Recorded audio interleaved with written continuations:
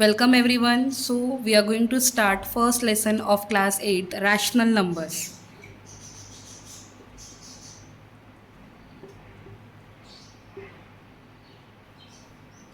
So dear students, you all know that rational numbers are nothing but the extending of integer set which you have learned in the class 7. So if we first see the what is mean by rational number, we should know about this standard notation p by q form where p and q are integers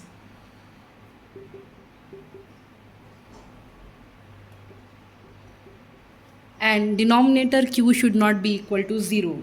So a number which can be expressed in the form p by q where p and q are integers and q is not equal to 0 called rational numbers. For example,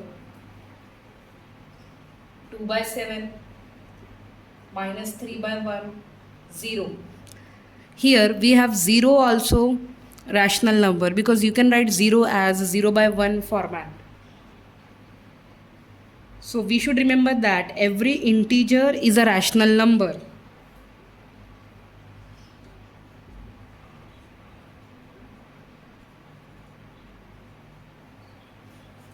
This is a very important point. Every integer is a rational number, but every rational number is not an integer. So remember children that the collection of rational number is infinite and we will denote it by letter Q. Capital Q is used to denote the set of rational numbers where we have a numerator and denominator, and if the numerator and denominator they have the common sign, that is a positive rational number, and if they have the opposite sign we can call them negative rational numbers. For example, here 2 by 7 is positive rational number and minus 3 by 1 is negative rational number. So now let's move to what are equivalent rational numbers. So now students, what are equivalent rational numbers? After understanding the definition of rational numbers, we should understand what is equivalent rational number. So for example, if we have one rational number 3 by 8, here numerator is 3 and denominator is 8. And if we multiply this rational number with any number, for example 2 by 2, then we are going to get 6 by 16. If we reduce again it, again we'll get 3 by 8. If I am going to divide another rational number 12 by 8 with any other number,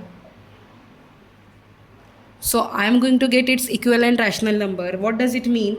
So rational numbers having the same values, they have the same values, we call them equivalent rational numbers. So in general, for a by b any rational number we can write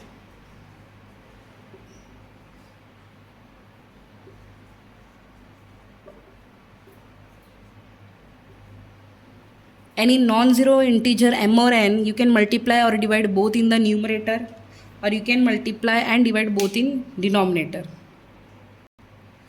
Now we'll move to the arithmetics of rational numbers, which is very important. The first arithmetic operator is addition. Let's see addition of rational numbers.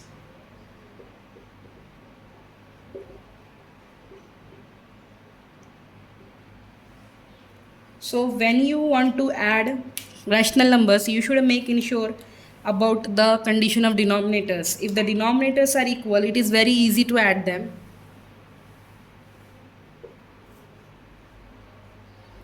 Suppose you have any two rational number p by q plus c by d. Here they have the different denominators, so you can just take their cross products.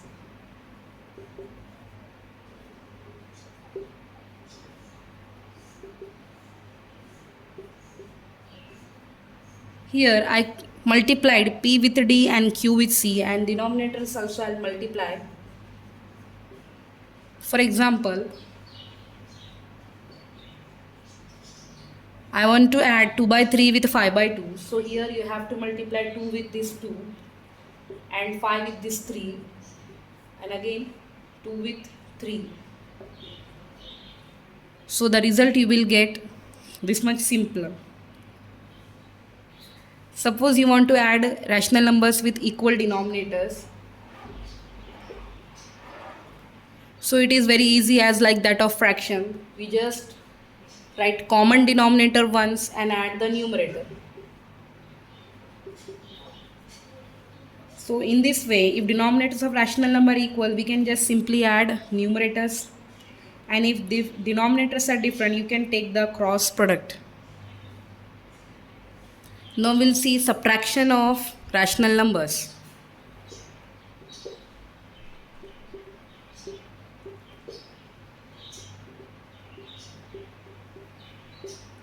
As now we done the addition of rational numbers, now we can go with the subtraction of rational numbers in the same way.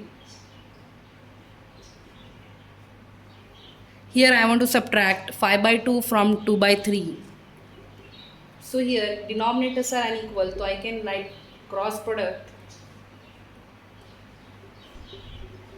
And here when we have a 4 minus 15, from smaller number we are subtracting. So the sign of negative will be there.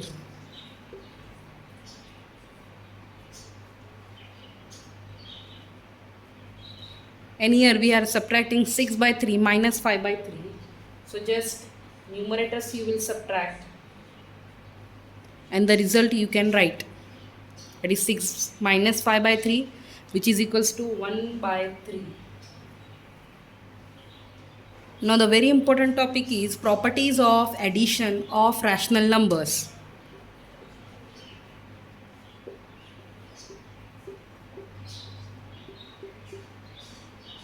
These addition properties will be there for rational numbers. First is closure property.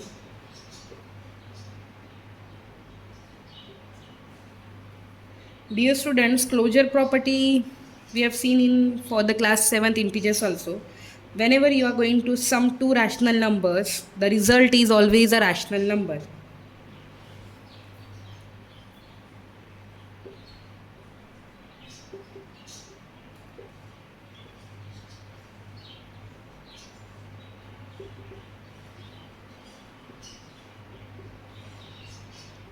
So the closure property is very easy to understand. Whenever you add any two rational numbers, say 2 by 7 with 5 by 3. So whatever the sum will come,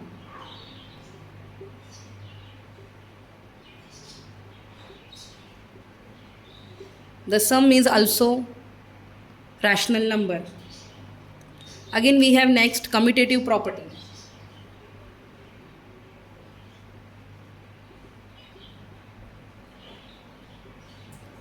Commutative property is very easy to understand, as the name itself suggests. When we are computing the two rational numbers in addition in any order, the result will be same.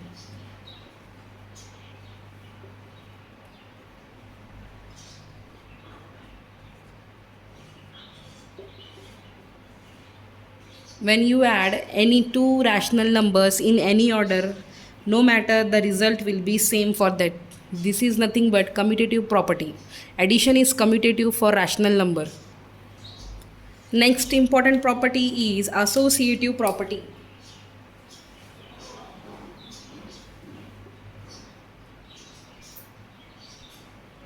So under this associative property, while adding more than two rational numbers, they can be grouped in any order.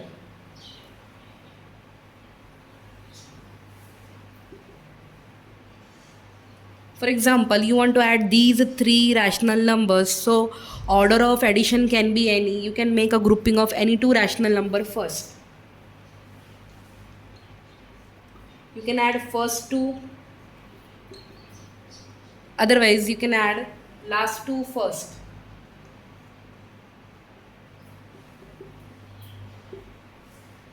So the result will be not going to change. So addition is under associative property is true for rational numbers. Dear students, next very important is additive identity.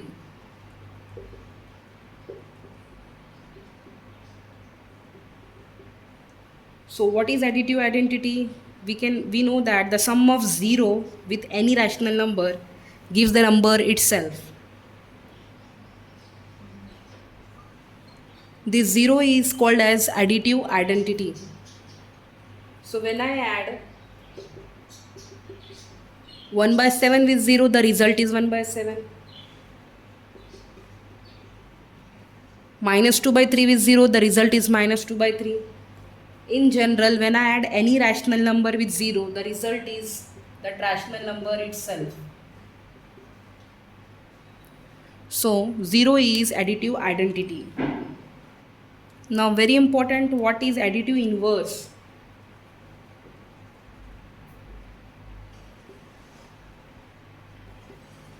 So the additive inverse of rational number, students, what it is the rational number itself but with the opposite sign.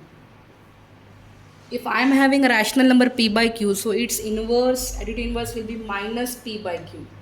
Just you have to change the sign.